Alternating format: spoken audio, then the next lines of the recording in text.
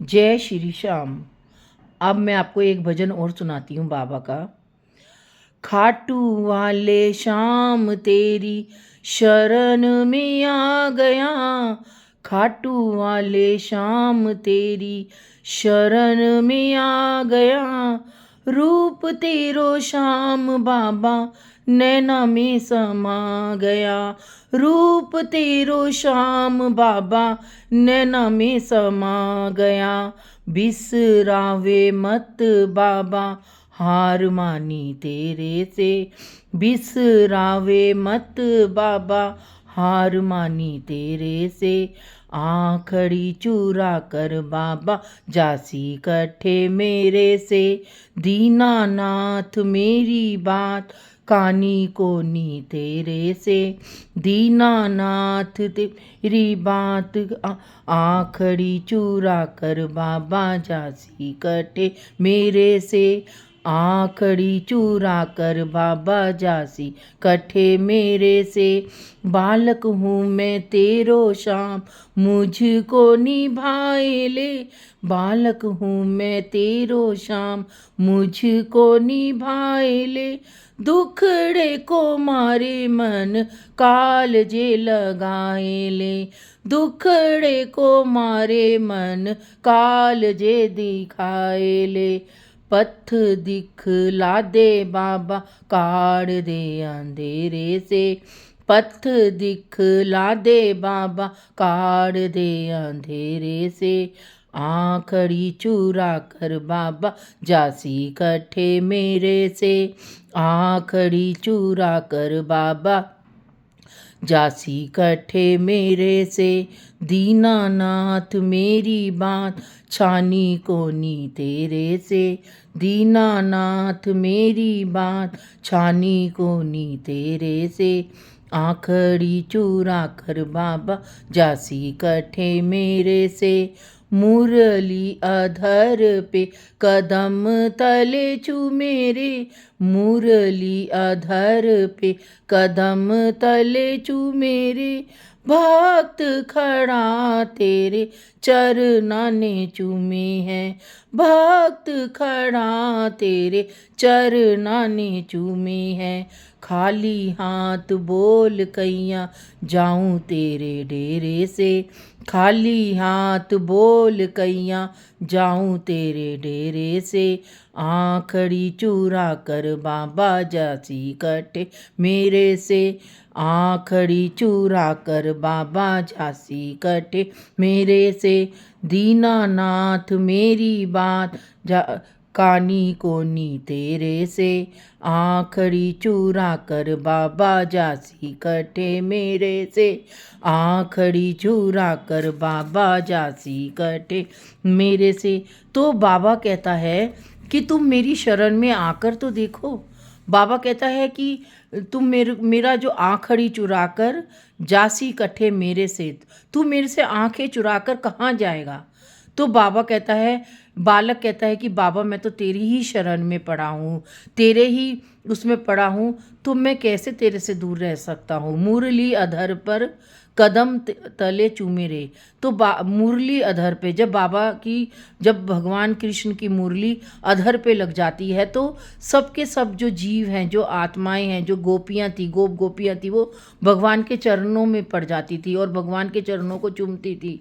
तो क्योंकि मुरली तो शिव है ना, मुरली मतलब शिव, और जब शिव की शक्ति, शिव की भक्ति भगवान के मुख पे लगती है, भगवान के मुख पे लगती है, तो वो साधारण मुरली नहीं रहती है, साधारण बंसी नहीं रहती है, क्योंकि उसके अंदर भक्ति छुपी हुई है। मुरली है भक्ति, भगवान का हृदय। जैसे ही मुरली बाबा भगवान बजाते हैं वैसे ही सारे भक्त दौड़े दौड़े आते हैं बाबा के दरबार में, खाटू में, वृंदावन में, क्योंकि बाबा की जो बंसी है वो हमारे हृदय में बजती है, हमारे हृदय में वो तरंगे उत्पन्न होती हैं, भक्ति की तरंगे उत्पन्न होती है। बंसी ही भक्ति है, और जब बंसी की आवाज़ हमें सुनाई देती है तो हम अपने आप को भगवान की भक्ति से रोक ही नहीं पाते हैं। हम अपने आप को भगवान के भजनों के तले ही रहना चाहते हैं। अब मैं एक भक्त था, एक सच्ची कहानी बताती हूँ। एक भक्त था, वो कीर्तन में भजन गाया करता था और उस कीर्तन में लोग अलग अलग बातों से उस कीर्तन को खराब करते थे। कोई कुछ कहता था, कोई तो उस भक्त ने एक बार कह दिया कि कीर्तन को, श्याम बाबा के कीर्तन को कीर्तन की तरह रखो, भजनों को भजनों की तरह गाओ। और बाबा ना तो किसी पैसे का भूखा है, बाबा ना किसी व्यापार का भूखा है, बाबा तो सिर्फ भावों का भूखा है। तो समझो उस भक्त को उस कीर्तन से ही निकाल देते हैं, क्योंकि वो एक सच्चाई बखान करता है। लेकिन बाबा ने उसे, लोगों ने उसे गिराया, तो उस भक्त को बाबा ने ऊपर उठाया और उस भक्त को इतना ऊंचा उठाया, इतना ऊंचा उठाया कि वो लोग देखते रह गए। लेकिन आज भी वो भक्त इतने आगे बढ़ गया और वो लोग आज भी पैसों को गिनते हैं, 21,000, 20,000, 50,000, 1100, ये गिनते हैं। उसके द्वारा बड़े बड़े पता नहीं क्या क्या करते रहते हैं। आज मैं निडर होकर कहती हूँ कि भक्ति ऐसे नहीं होती। और वो भक्त एक बार बीमार पड़ गया, 1 साल से वो हॉस्पिटल में है, तो उसको उसको उसके बारे में अफवाह फैला दी लोगों ने कि वो तो कीर्तन छोड़ दिया, क्योंकि कई लोग उसको चाहते ही नहीं है कि वो भजन गाए।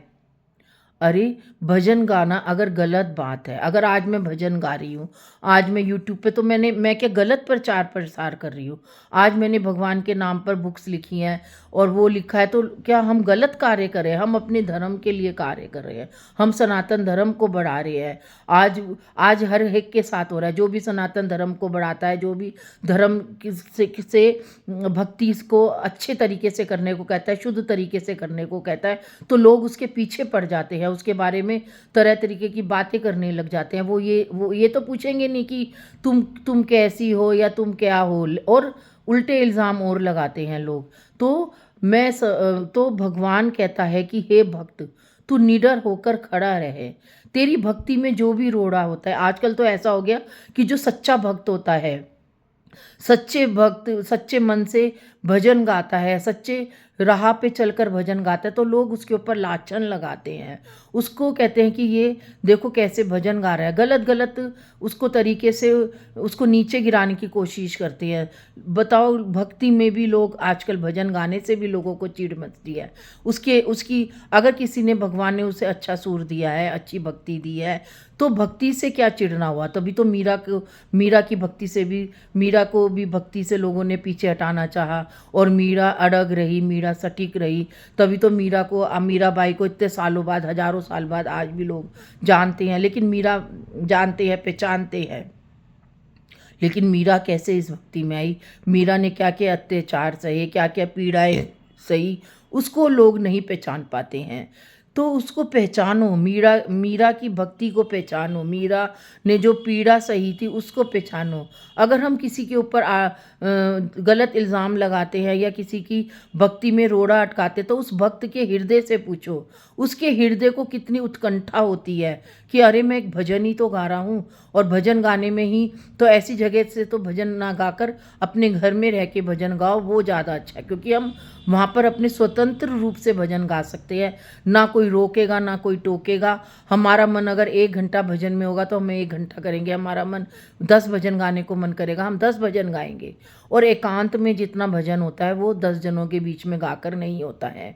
और जो भक्त होता है, भगवान उसके साथ सदैव रहते हैं, चाहे दुनिया उसको कितना ही नीचे गिरा ले या दुनिया उसके ऊपर कितना ही ताने बना ले, चाहे कितनी बातें बना ले। जो वो भक्त है ना, वो हमेशा अपने बाबा के लिए भक्त ही रहेगा, क्योंकि उसके अंदर ना आडंबर है, उसके अंदर ना किसी चीज़ का लालच है, ना ईर्ष्या है, ना द्वेष है, ना व्यभिचार है। वो सिर्फ आगे बढ़ रहा है तो अपनी भक्ति की वजह से। भक्त के पीछे, जो भक्त होता है उसके पीछे उसकी भक्ति लिखी होती है, उसकी पूजा पाठ रहती है। और जो भक्ति तो करता है, लेकिन वो भक्ति के नाम पर सिर्फ एक व्यापार करता है, तो उसके पीछे वो ही सब लिखा होता है। और मैं ये सब बातें कहने में कोई डरती नहीं हूँ, मेरे को कोई वो नहीं है डर। तो मैं निश्चित होकर ही कहती हूँ, क्योंकि मैं क्यों डरूँ? मैं भगवान का नाम ले रही हूँ, भक्ति कर रही हूँ और अपने आप को भगवान के चरणों में समर्पित कर रही हूँ।